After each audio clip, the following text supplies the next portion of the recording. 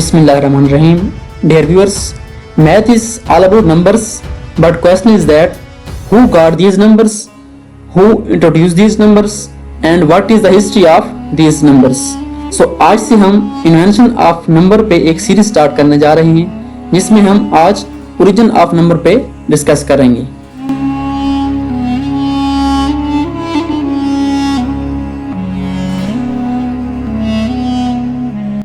आज से लाखों साल पहले इंसान गारों में रहता था। इस दौर को हम प्री हिस्टोरिक एज कह सकते हैं, जिसका मतलब ये है कि उस वक्त कोई सिविलाइजेशन आबाद नहीं थी और ना ही कोई रीडिंग या राइटिंग का कंसेप्ट था।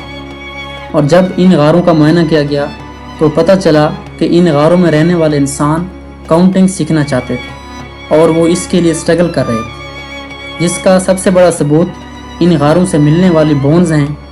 और इन बोन्स को इशांगो बोन्स कहा गया है और इन बोन्स के ऊपर मुख्तलिफ़ किस्म के स्क्रैचेस हैं, निशानात हैं। और इन निशानात को देखने से ये अंदाज़ा होता है कि इंसान उस वक्त चीज़ों को काउंट या मेजर करने की कोशिश कर रहा था। और जैसे जैसे वक्त गुजरता गया तो इंसान ने काउंटिंग में महारत हासिल की। अब चलते हैं स्टोन एज की तरफ। इस दौर में इंसान ने पत्थरों को जो है अपने रियल लाइफ में इस्तेमाल करना शुरू कर दिया।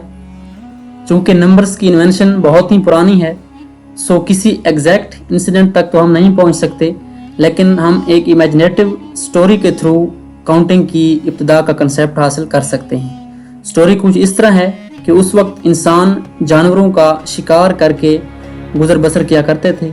एक दिन ऐसा हुआ कि 3 लोग जो है शिकार पर गए और उन्होंने जो है 3 हिरन को शिकार किया। और जब वो उन हिरनों के पास पहुँचे तो उन्होंने देखा कि उनके थोड़ा नज़दीक ही कुछ और हिरन मौजूद हैं। तो 2 शख्स जो है उन्होंने फैसला किया कि जाके उन हिरन को देखें। तो उनमें से एक शख्स जो है उस पहाड़ की चोटी पर चढ़ गया और उन हिरनों को देखने लगा। लेकिन जब उसने देखा तो वो बहुत हैरान हुआ, क्योंकि चोटी की उस तरफ जो है बहुत सारे हिरन मौजूद थे। और जब दूसरे शख्स ने पूछा कि कितने जानवर मौजूद हैं, तो वो जो है बच्चों की तरह उसने हाथ फैलाए और इशारा किया कि बहुत सारे जानवर मौजूद हैं। तो इस तरह उनको एहसास हुआ कि वो तो एक दूसरे के साथ कम्युनिकेट भी नहीं कर सकते और एक दूसरे को चीज़ों के बारे में बता भी नहीं सकते। तो इस तरह उन्होंने जो है नंबर्स की ज़रूरत महसूस की। आमतौर पर यह ख्याल किया जाता है कि उन्होंने गालबन अपनी हैंड्स की फिंगर्स पर काउंटिंग स्टार्ट की, चूँकि इंसान के हैंड्स के 10 फिंगर्स होते हैं। और जब चीज़ें जो है 10 से बढ़ गई तो उन्हें फिर जो है काउंटिंग में प्रॉब्लम हुई। तो फिर उन्होंने उसके बाद जो है एक न्यू मेथड डेवलप किया जिसको हम टेली मार्क्स कहते हैं। ताहम ये मेथड भी बड़े नंबर्स के लिए कारगर साबित ना हुआ। इसके बाद उन्होंने स्टोन यानी पेबल्स से काउंटिंग शुरू कर दी और ये मेथड भी बड़े नंबर्स के लिए कुछ फ़ायदेमंद साबित ना हुआ।